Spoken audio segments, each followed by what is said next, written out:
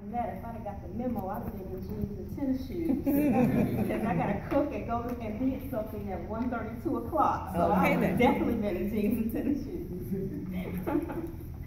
So I work with UCAN Ohio, and I think it's important to say who we are and what we do in light of the conversation that we just had. UCAN Ohio is a statewide consumer health advocacy organization. So our work is to analyze emerging health policies and help everyday consumers understand how those policies will impact them and engage people in advocating for policies that impact them positively.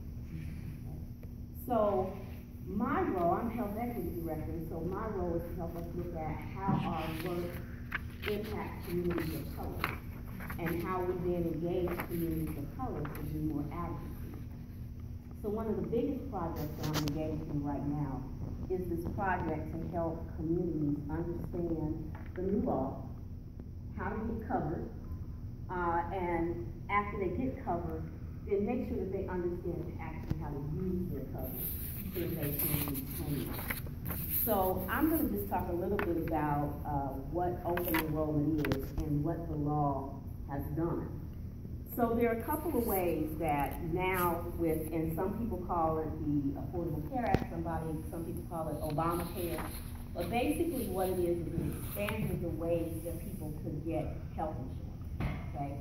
So if you already have employer-sponsored coverage, you keep it. If you have Medicare, you keep it. If you already have Medicaid, you keep it.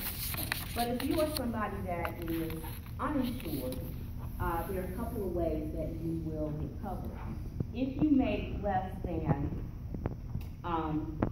16,000, roughly around 16,000, we're based on, and that talks about 175% of poverty level. Our rates are based on 138% of poverty level. So at 138% of poverty level, around $16,000 for a family of one, you're eligible for Medicaid. Now, the way the law expanded is if you are a single adult and you don't have any children, you now qualify for Medicaid. Okay? Used to not be that way, but now you qualify. If you make above $16,000 and you make somewhere all the way up to about $44,000 a year as an individual, and more, of course, because it goes by family size and family income. If you make more than that $16,000, then you would go into the marketplace at healthcare.gov and apply for insurance coverage.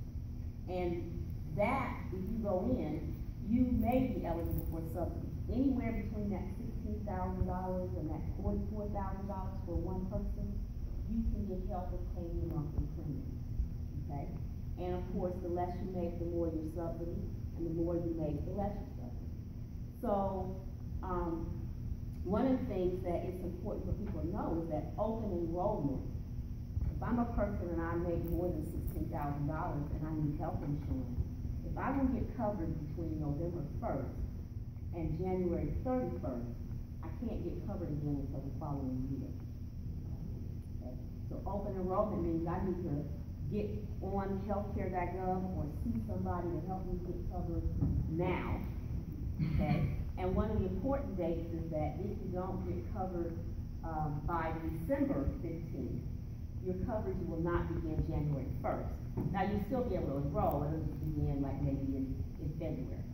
So November 1, January 31st, important enrollment date. Okay? Now Medicaid is continuous. So if I'm finding somebody and they make less than $16,000, they can enroll in it.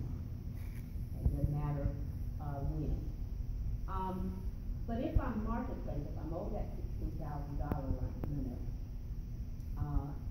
if outside of open enrollment I have a life change, like I get married, have a baby, I lose my job, or divorce, or something like that, I can still apply outside of that open enrollment period. And so that's what's called a special enrollment. Okay?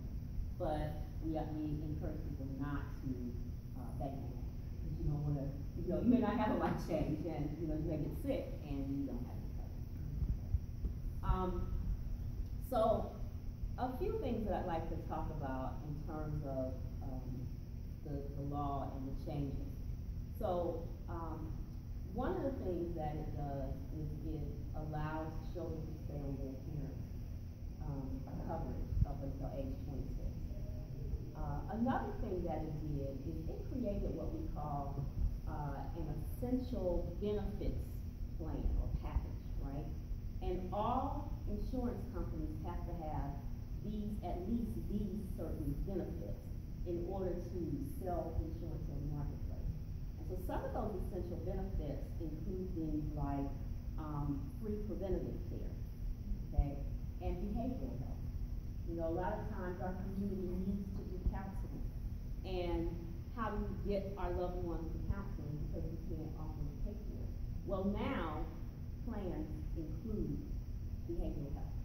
So if you have plans in the marketplace, you should be able to get behavioral health services. It does not include dental or vision for adults. Okay. Now, that's not to say that some plans don't offer dental or vision, and or that you might not be able to find dental or vision online at a reasonable price. We are what's called a certified application counselor organization, and so we are one of the organizations that can help people get enrolled.